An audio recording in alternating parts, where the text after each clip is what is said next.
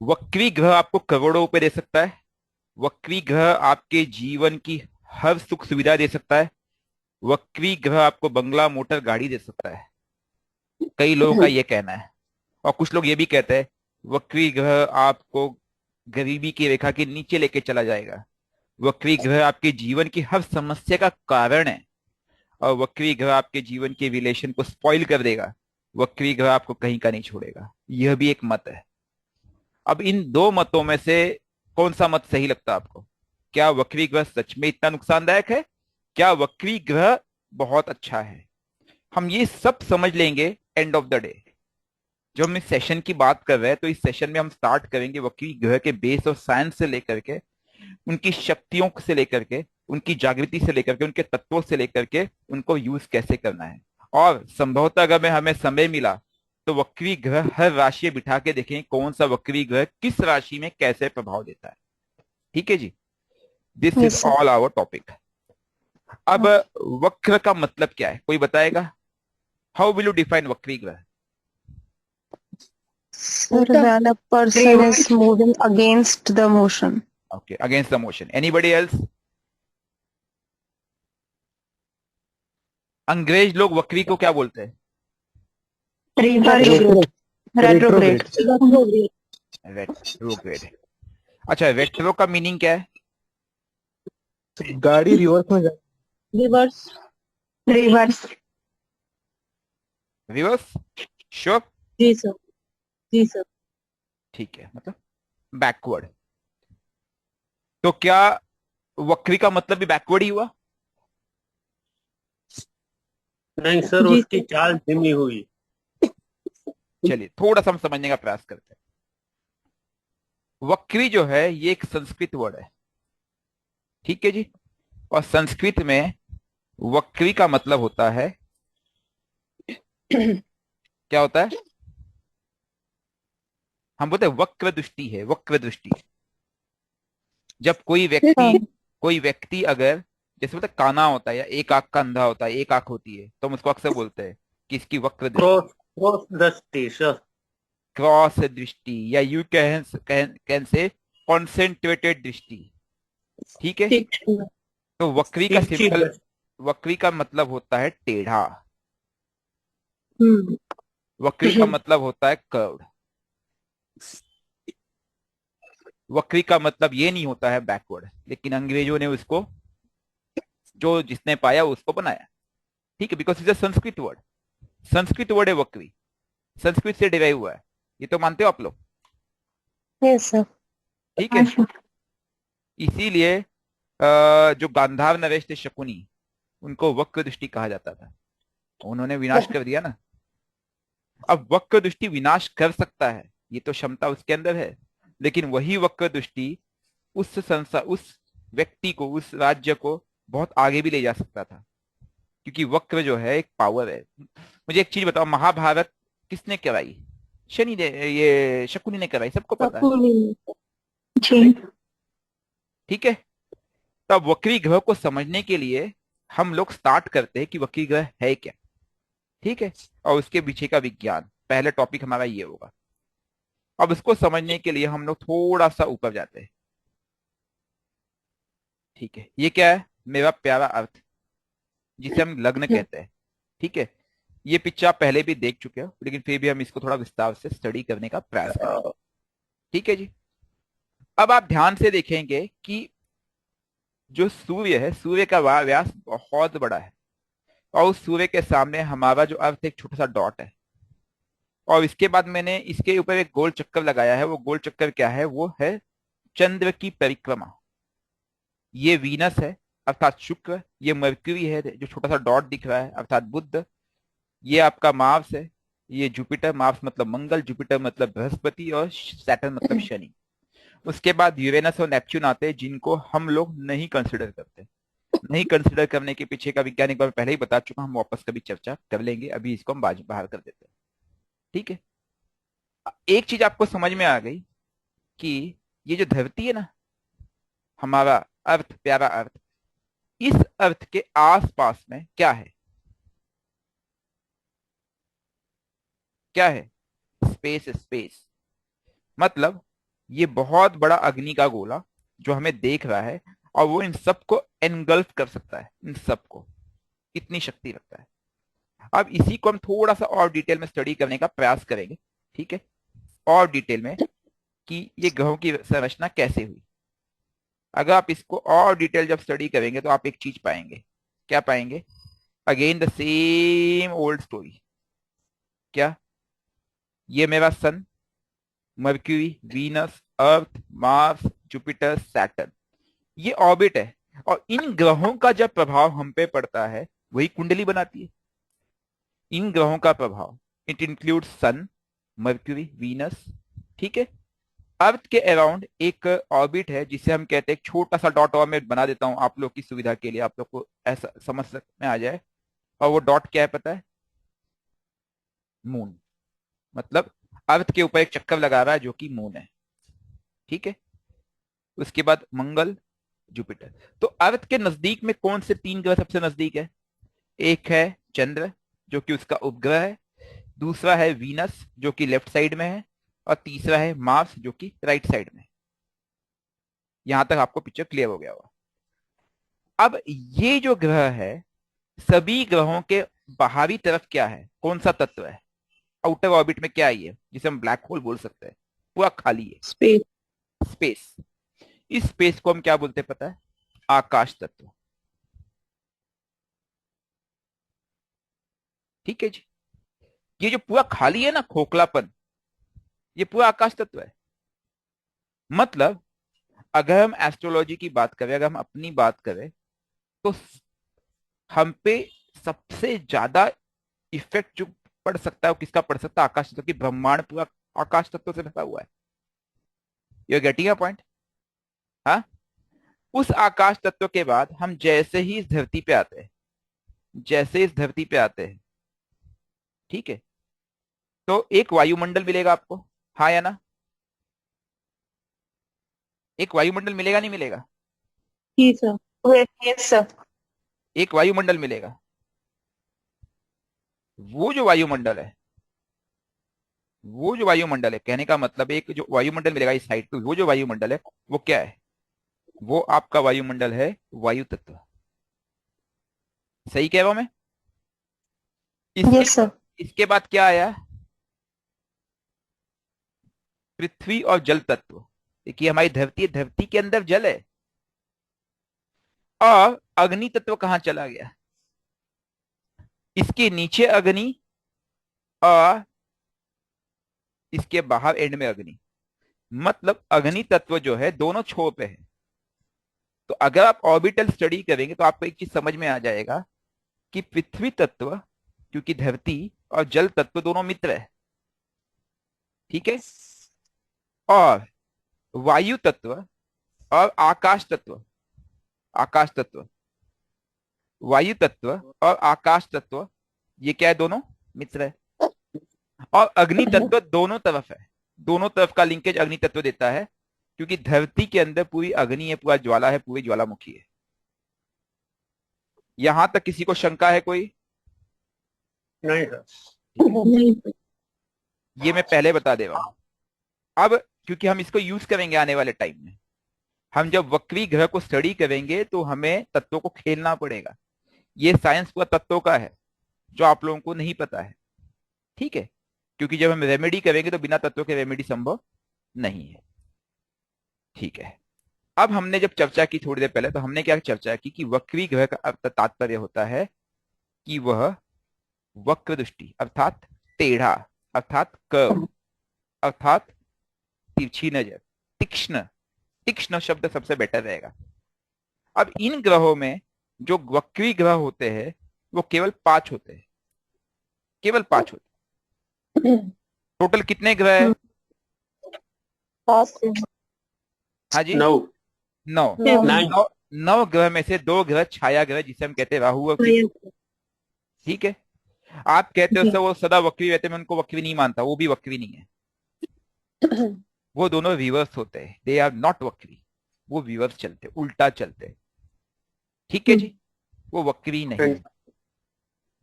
अब उसके बाद 7 ग्रह में से एक तो सूर्य है, लेकिन सूर्य के इर्द गिर्द में सभी ग्रह परिक्रमा कर रहे हैं। ठीक है जी, सूर्य की तरफ सभी ग्रह परिक्रमा कर रहे हैं, तो सूर्य तो वक्री हो नहीं सकता है। तो सूर्य को निकाल दो, बचे 6। अब उन 6 में से अर्थ की परिक्रमा मून कर रहा है, तो मून भी वक्री नहीं हो सकता है क्योंकि वो फिक्स है। तो बचे 5। तो 5 ग्रह वक्री होते हैं। 2 ग्रह आंतरिक बोलते हैं, मर्क्यूरी एंड वीनस, और 3 ग्रह बाहरी ग्रह, मार्स, जुपिटर एंड सैटर्न। अब इसको हम समझने का प्रयास करेंगे और डिटेल में, तब आपको समझ में आएगा, क्योंकि मुझे पता अभी भी आप इस चीज को समझ नहीं पाए हो।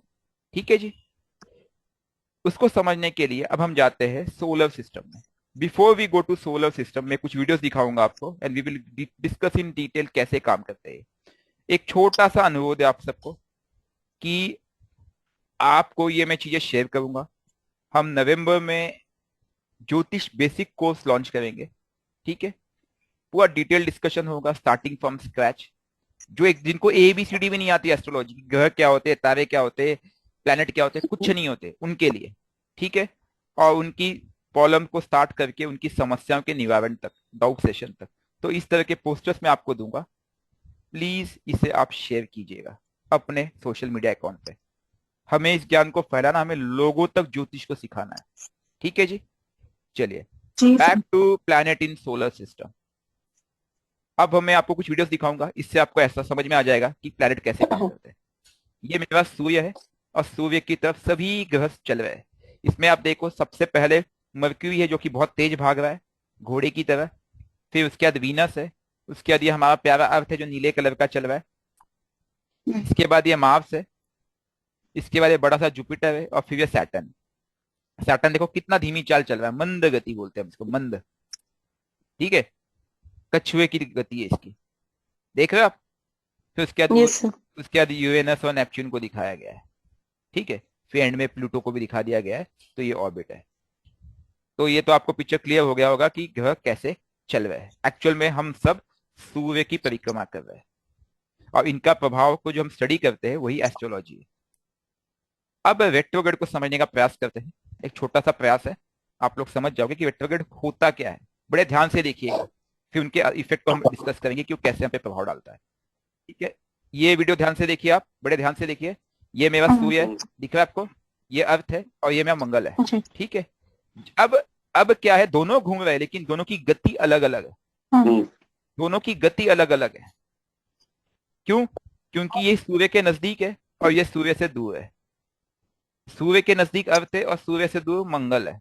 ठीक है, अब आप देखिए,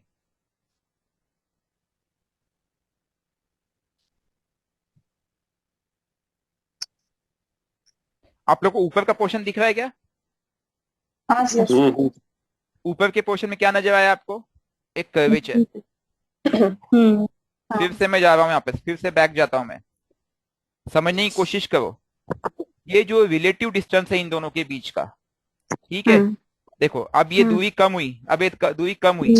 इसके बाद क्या होगा, ये पीछे जाते हुए नजर आएगा। ऊपर देखो, ये पीछे जाते हुए नजर आएगा। तो ये जो पीछे जा करके और फिर वापस आगे बढ़ना, इसको हम क्या कहते हैं, वक्रत्व। ठीक है, क्योंकि उसने एक पॉज लिया। ठीक है, ठीक है। अब इसी चीज को हम आगे थोड़ा सा और आगे बढ़ते हैं और देखते हैं थोड़ा डिटेल में। और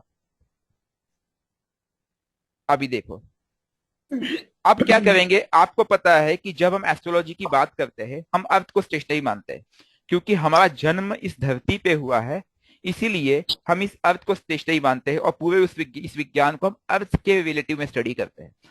हालांकि हम घूम कहाँ रहे हैं, सूर्य के इर्द गिर्द, लेकिन अब हम क्या करेंगे, हम अर्थ को मानेंगे स्टेशनरी। और अर्थ से जब स्टडी करेंगे तब ये वक्रत्व कैसे बनेगा, देखिए।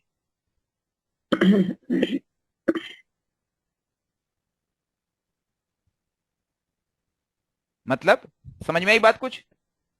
Yes, sir. जी सर। देखिए कर्व कैसे बनाओ। ठीक है, जी सर। तो ये जो दूरी का डिस्टेंस है, वक्रत्व के समय आपने देखा वो धरती के एकदम करीब आ गया। ठीक है, और Yes. वक्रत्व के समय जो प्लैनेट धरती के बहुत ही करीब आ गया और उसने एक टेढ़ी दृष्टि दी। अब थोड़ा सा हम डिटेल स्टडी करेंगे इसी वक्रत्व को वर्ल्ड स्पेस में, मतलब आउटर स्पेस में कैसे वक्रत्व काम करता है। ये भी एक वीडियो है, ये वीडियो मैंने हालांकि पहले भी आपको दिखाया हुआ है, बहुत पहले। देखिए सेंटर में क्या है, Sun. सेंटर में क्या Sun. है, Sun. सर मैडम ये अर्थ है, अर्थ के इर्द गिर्द चल रहा है अच्छा पूरी ये कहानी। ओके। अर्थ के तेजी से चंद्र, ठीक है जी, ये देखिए हम्म। मर्क्यूरी, मार्स देखिए ना, Earth Moon okay. Mercury Venus, Sun, Sun out of orbit. हम क्या कर रहे हैं कि सन रिलेटिवली हमने अर्थ को श्रेष्ठ नहीं मान के घुमाया। आप देखो कि ओके। हर प्लैनेट एक एक समय के निश्चित अवधि के बाद वो क्या करता है, एक टेढ़ी दृष्टि ले लेता है रिलेटिवली। और ये जो टेढ़ी दृष्टि लेता है, जहां पे वो रुक जाता है, जहां पे अपने अर्थ के एकदम नजदीक आ जाता है, ठीक है, ये कहलाता हम्म। है वक्र। तो एक चीज आपको समझ में आया कि जब कोई प्लैनेट वक्री होता है तब वो क्या होता है, अर्थ के एकदम नजदीक आ जाता है। ये पिक्चर क्लियर हो गई, यस। थंब रूल क्लियर, ठीक है। ये देखिए शनि की, शनि भी वक्री हो रहा है बार बार, ठीक है, हाँ जी। ठीक है। ये जुपिटर का वक्रीनेस है, ये हाँ। आपका मंगल का वक्रीनेस है, मंगल साल में 2 बार वक्री होता है, ठीक है।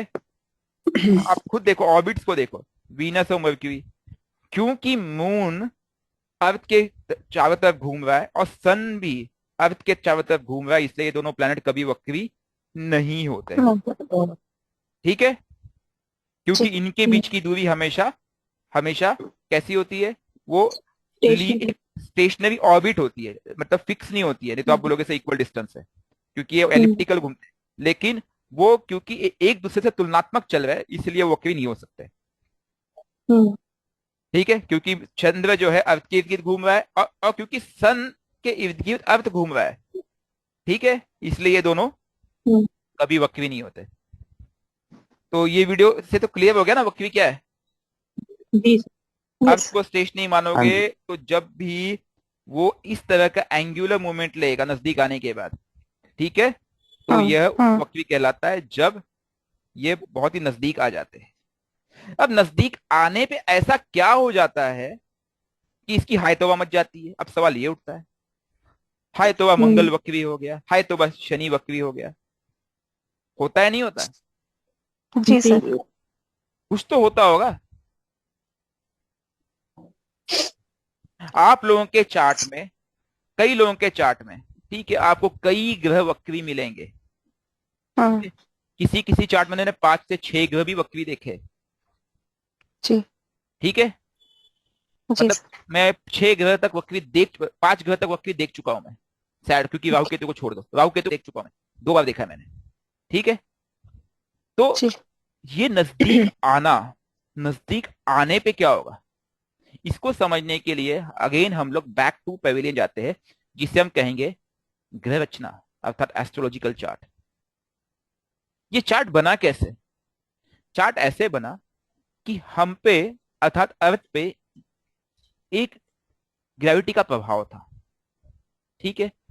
हम सब हम सब मतलब Mercury Venus Earth Mars Jupiter Saturn सूर्य के चक्कर क्यों लगा रहे हैं, क्योंकि सूर्य का एक गुरुत्वाकर्षण बल है, जिसे जो कि 248 मीटर पर सेकेंड स्क्वायर है, टू बी प्रिसाइज। क्योंकि सूर्य बहुत बड़ा है तो राजा बन गया, और उसके इर्द गिर्द ये सभी चक्कर लगाए जा रहे, लगाए जा रहे, लगाए जा रहे, लगाए जा रहे, ठीक है जी। ऐसे ही ऐसे ही चंद्र का राजा कौन है, अर्थ है, क्योंकि वो हमारे चक्कर लगा रहा है,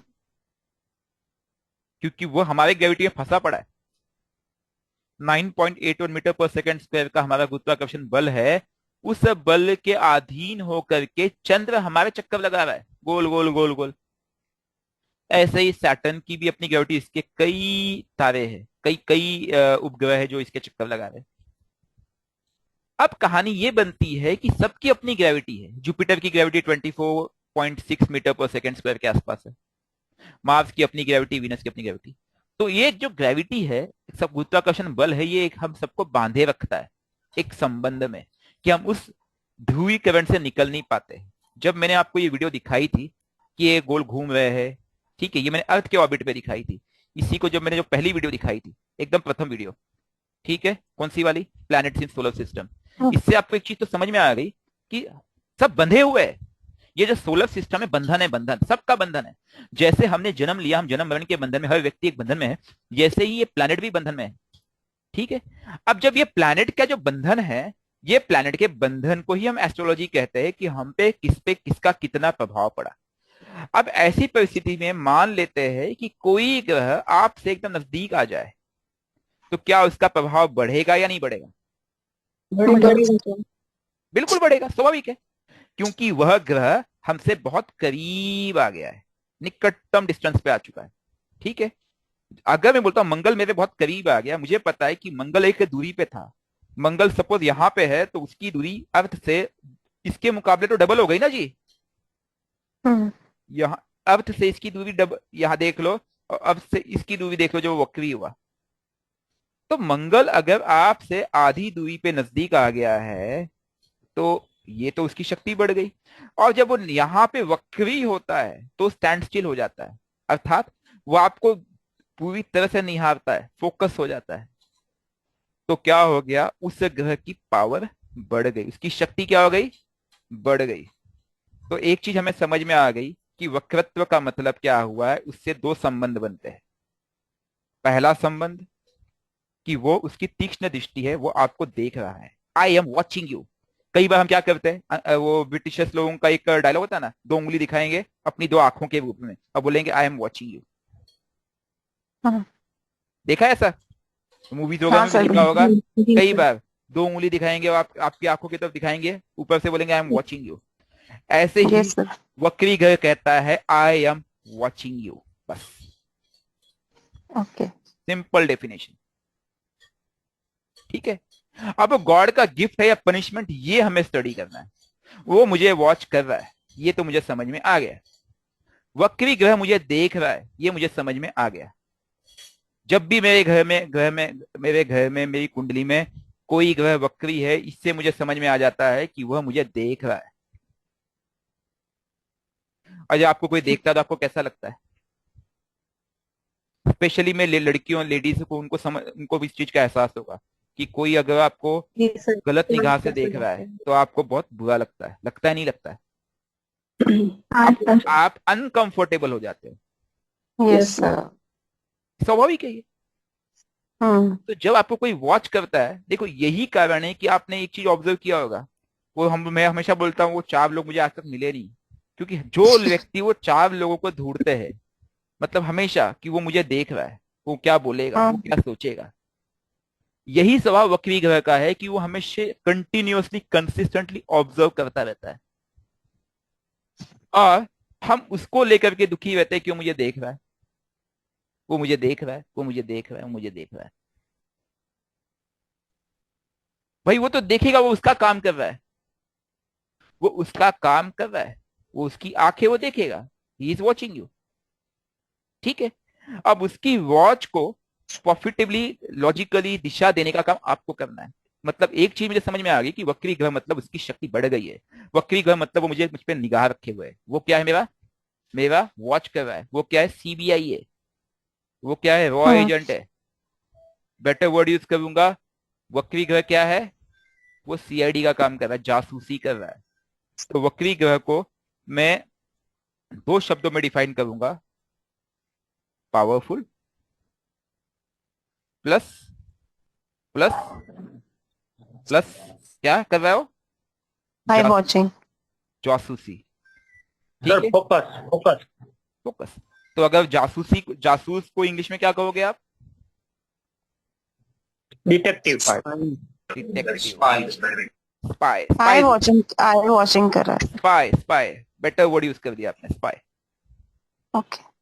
ठीक है, तो ये मेरे वक्री ग्रह की डेफिनेशन में जो डिफाइन करूंगा, अगर मुझे वक्री ग्रह को बस समझाना हो तो कि वक्री ग्रह क्या है। अब वो आपके जीवन में कैसा प्रभाव डालता है और क्यों डालता है, अब ये समझने की आवश्यकता है, और उसके प्रभाव का उपाय क्या किया जा सकता है। Am I right about? Yes sir. ठीक है जी, यहां तक तो पिक्चर क्लियर हो गया। यस। वक्री हाँ। ग्रह ने समझ लिया, वक्री ग्रह के विज्ञान को समझ लिया। ठीक है, हाँ। लेकिन आगे समझने के लिए हमें एक स्टेप आगे बढ़ना पड़ेगा। ठीक है, तभी हम समझ पाएंगे कि वो उसके प्रारब्ध क्या है, वो किस प्रारब्ध को डिफाइन कर रहा है, और वह ग्रह हम पे कैसे कैसे रिजल्ट जनरेट कर सकता है, उसकी क्षमता क्या है, उसकी काबिलियत क्या है। तब आप समझोगे कि वो हमारे जीवन में गिफ्ट है या पनिशमेंट है। अगर वो पनिशमेंट है तो उसको मैं गिफ्ट में कैसे कन्वर्ट करूं? अगर वो गिफ्ट है तो क्या उसको आप पनिशमेंट में कन्वर्ट करना चाहोगे? नहीं सर, वो तो बाय डिफॉल्ट हो नो जाता है। बाय डिफॉल्ट हो जाता है, सर। हमें करने की जरूरत ही नहीं है। क्यों? सही बात है। ठीक है। क्यों मैम, आपके चार्ट में वक्री ग्रह है कोई? है सर। कौन सा है? जी सर। Mercury sir. अरे परफेक्ट, एक्सेलेंट, बढ़िया ग्रह है। ठीक है, और सर भाग्येश भी है वही। कोई बात नहीं, जी। डरने की जरूरत नहीं मैम, प्लैनेट बुरा नहीं होता है, हमारा यूज करने का तरीका गलत होता है। कोई प्लैनेट बुरा नहीं है। प्लैनेट अपना काम कर रहे हैं, वह एक ग्रेविटी के अनुरूप आप पे अपना प्रभाव डाल रहे हैं। उस प्रभाव और स्वभाव को आपको समझना होगा। जी। ठीक, ठीक है जी। जी। ठीक है, जी सर। चलिए आगे बढ़ते हैं। आगे बढ़ने से पहले एक चीज मैं वापस कहना चाहूंगा, प्लीज मिशन केतु को आगे ले जाने के लिए हमें आप सबका सहयोग चाहिए। मिशन केतु कोई बिजनेस ओरिएंटेड नहीं है, हम लोग कोई पैसे के लिए काम नहीं कर रहे। हम आप मिल करके इस ज्ञान को अपने जीवन में धारण करें और उस रूट पे जो समाज है, जो सामाजिक व्यवस्था है, उन तक इसे पहुंचाना है, ये उद्देश्य है। हम सब मिल के लोगों के अंदर बदलाव लाए। यही कारण है कि सुझाव था और मुझे अच्छा भी लगा कि बेसिक कोर्स भी हम करेंगे, क्योंकि जो कॉमन मैन है, कई लोग आप में से ऐसे भी होंगे जिनको एस्ट्रोलॉजी का एबीसीडी पता ना हो। एस्ट्रोलॉजी का मतलब आप लोग ये समझते हो एस्ट्रल वर्ल्ड से, ज्योतिष और एस्ट्रोलॉजी के शब्दों में अंतर है। थोड़ी देर पहले मैंने किसी अपने ग्रुप में किसी से बात हुई थी, मैंने यही उनको समझाया था। ज्योतिष का मतलब होता है ज्योति प्लस ईश, अर्थात ज्योति का मतलब क्या होता है? लाइट। पुंज पुंज। पुंज, शक्ति। हम्म। उस शक्ति का जो विज्ञान है वह हम्म। ज्योतिष है। और एस्ट्रोलॉजी का मतलब क्या है? Study of astral world. Astral का वर्ल्ड का मतलब प्लैनेट्स। एक्चुअली हम प्लैनेट की स्टडी नहीं करते, हम उस शक्ति का विज्ञान करते हैं। इसीलिए मैंने अब जब स्टार्ट किया तो मैंने स्टार्ट में क्या स्टार्ट किया? आकाश तत्व की बात किया, नहीं की? जी सर। क्यों की आकाश तत्व की बात? ऐसे ही नहीं की। पूरा खेल ये आकाश तत्व से ही स्टार्ट है। इस आकाश तत्व के ज्ञान का जो स्टडी है वही ज्योतिष है। पूरा इस ब्रह्मांड में 99.9999% आकाश तत्व है। मानते हो बात? जी सर। इसको इन्फिनिटी कहा जाता है। इसी को इन्फिनिटी कहा जाता है। इन्फिनिटी का मतलब जानते हो? जिसका कहीं अंत ना होता हो।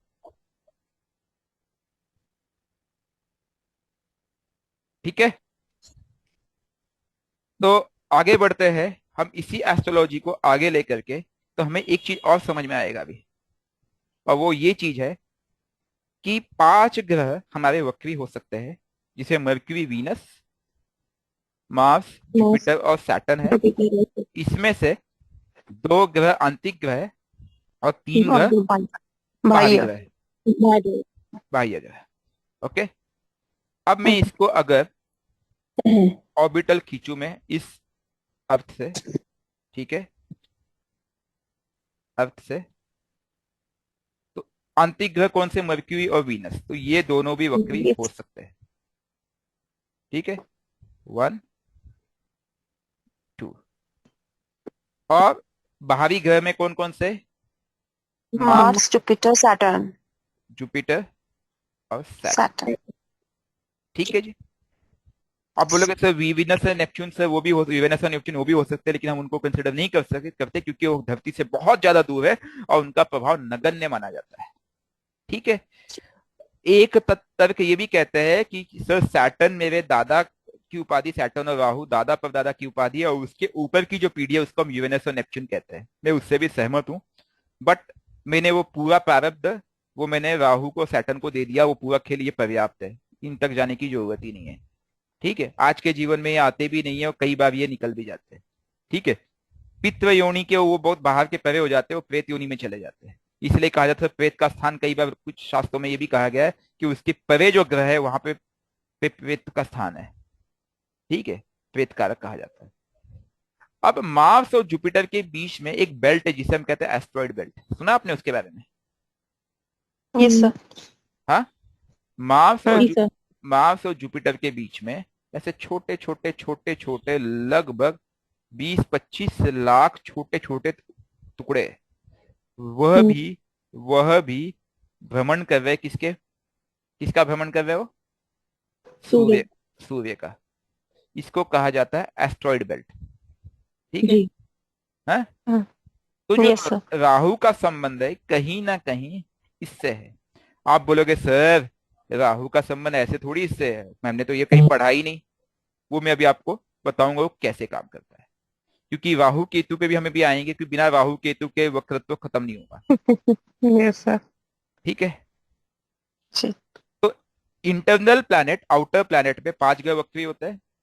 इसके बाद जो 2 छाया ग्रह है, उन छाया ग्रह को थोड़ा हम समझेंगे। वो छाया ग्रह कौन कौन से है? एक है आपका राहु भाई साहब, और दूसरा है केतु भाई साहब। राहु भाई साहब किस किस तरफ मिलता है? सर। इधर या इधर? सर एक्सटीरियर में राहु और इंटीरियर में केतु। परफेक्ट। अब राहु केतु क्या है कि सूर्य का ऑर्बिट और चंद्र का जो ऑर्बिट है उसको जहां कट करते हैं, उसका जो इंटरसेक्शन पॉइंट होता है उसे हम कहते हैं राहु केतु। उसमें 2 नोड होते हैं, साउथ नोड और नॉर्थ नोड।